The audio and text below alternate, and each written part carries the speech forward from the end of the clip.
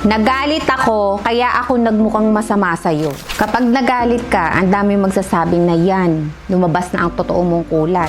Pero paano yung lahat ng beses na naging mabait ka, maunawain, mapagbigay? Peke lang ba yun? Lahat tayo may panahong mabait at may panahong galit. Hindi naman sapat na dahilan yun para i-define kung sino ka talaga. Emosyon lang din ng galit, tulad ng saya, lungkot, takot. Nagalit ako? Baka napuno lang ako sa ginawa mo.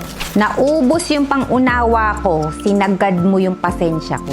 Natural, magagalit ako. Ang sama ng ginawa mo eh. Hindi ako perfect na tao, may emosyon ako. But now, I know how to manage my thoughts and emotion.